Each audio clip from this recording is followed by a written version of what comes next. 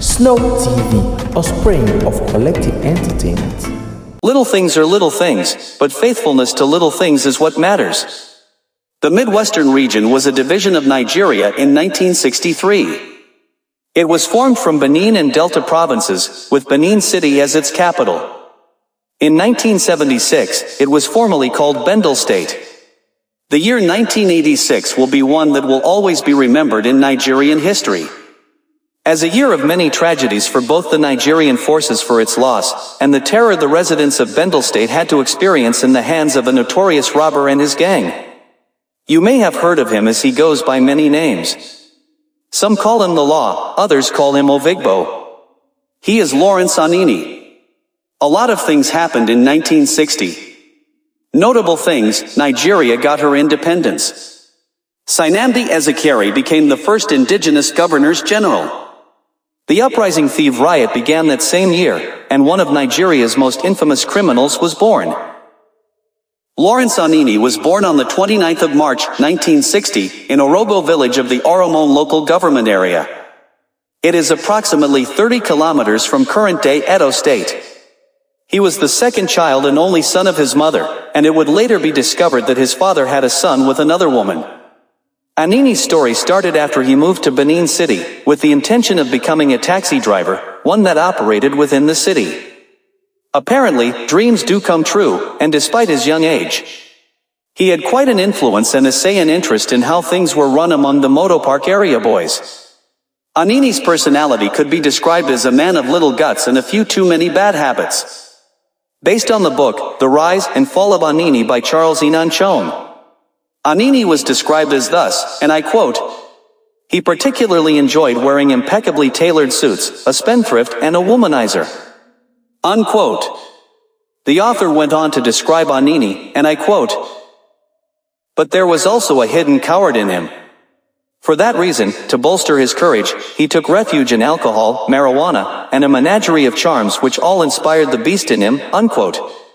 Despite Anini's lack of formal education, Anini was reported to have written numerous letters to media houses, portraying himself as the person with a hero complex.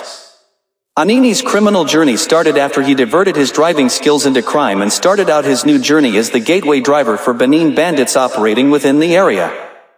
This would be a learning curve for him and the foundation for his new career, and shortly after, he set up his own gang, and it was made up of Mondo Sumbo, the bloodthirsty deputy, Solomon Osmankwi, John Buahuwan, Moses Idahosa, Philip Iwabulua, Bernard Obi, and Friday Akpongwan. The gang started their path as hijackers and armed robbers, attacking both buses and banks. He was quite the character because he was nicknamed the Outlaw King of Benin by the media. Anini's criminal escapades peaked in the early 1980s, and the people of Bendel lived in fear and panic, and rightfully so. He and his gang were notorious in their dealings as they killed, kidnapped, raped, and even going as far as attacking the convoy of a police commissioner and an inspector general of police. It should be noted that despite Anini not having any formal education, he was smart and witty enough to defy all security measures put in place, and while that may have been true, it should also be known that he allegedly had some officers on payroll. These officers would often give sensitive information, and this would make it difficult for the police to make an arrest, and would also be said to be the alleged reason for his 4-month rampage against the police before he was finally apprehended in December of 1986. Anini's 4-month rampage, which lasted from August to December, was alleged to have been as a result of the compromised police officers who had been under Anini's payroll. They were to suppress evidence in an ongoing case involving members of his gang, but the deal did not yield the desired result. This so-called betrayal resulted in the loss of 2 of his gang members due to their refusal to destroy evidence, despite having received their agreed-upon settlement. Anini was so outraged, and on August 1986, Anini and his gang embarked on a 4-month terror rampage that would go down in history as one of the most tragic crime cases in Nigeria. The beginning of his terror was marked by the attack on First Bank, located in Sabunjida Ora in Edo State.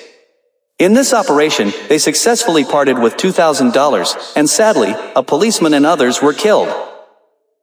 In that same month, 2 police officers were reportedly shot dead while on duty at a barricade while trying to stop Anini's car, and in the span of 3 months, he was noted to have killed 9 police officers.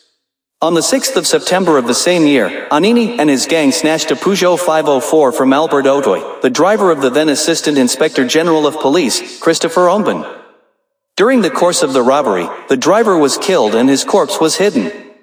The skeleton of the driver would be discovered 3 months later, 16 kilometers away from Benin.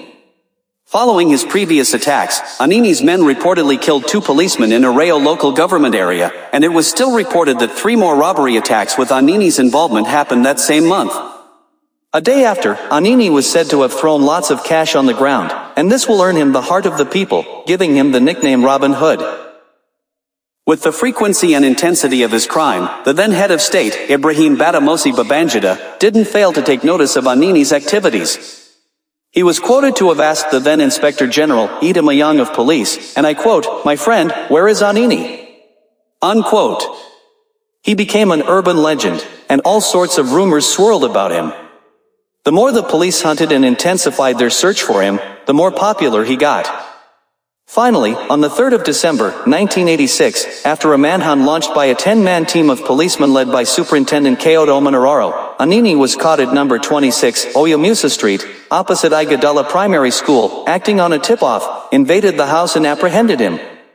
His arrest is quite interesting to say the least. It is said that the police, upon reaching the residence, Anini was the one who entered the door.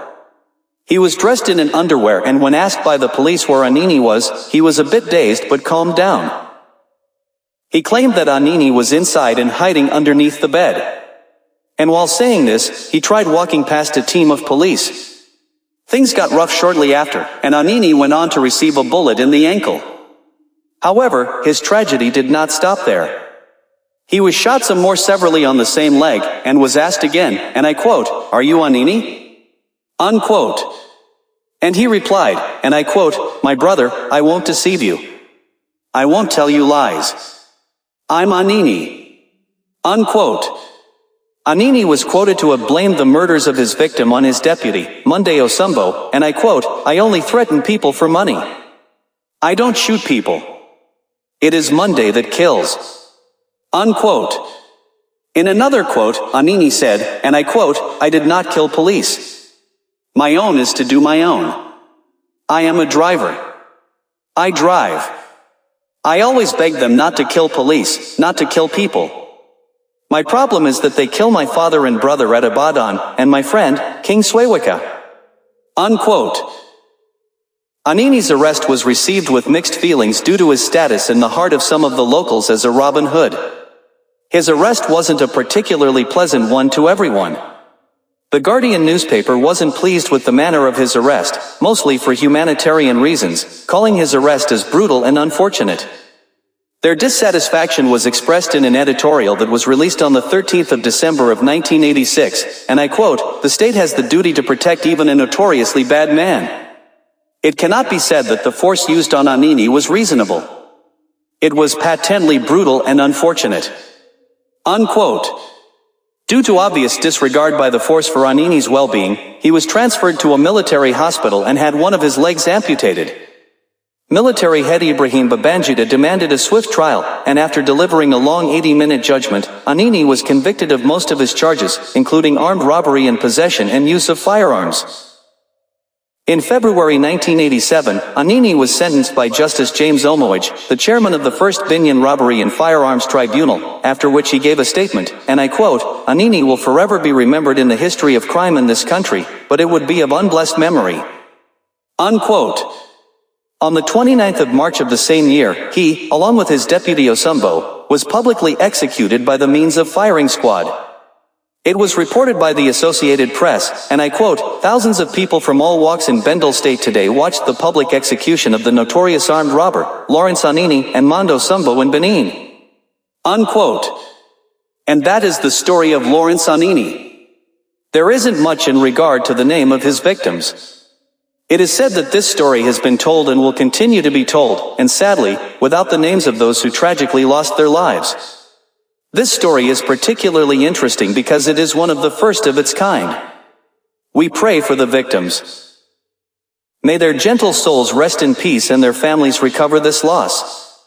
And even though we don't know them, we haven't forgotten them and pray for a peaceful eternal rest for every single one of them. If you want more of news and trending stories, you should consider following our social media platforms and hit the subscribe button and the notification bell. Stay safe and stay blessed. Snow TV, a spring of collective entertainment. We appreciate your support and would love for you to become a part of our growing community. If you enjoy our content, please subscribe to our channel for more exciting videos.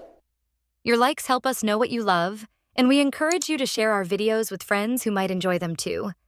We value your thoughts, so don't hesitate to comment below each video. We want to hear from you. Together, let's create an engaging space where everyone can learn and have fun. Thank you for being here with us.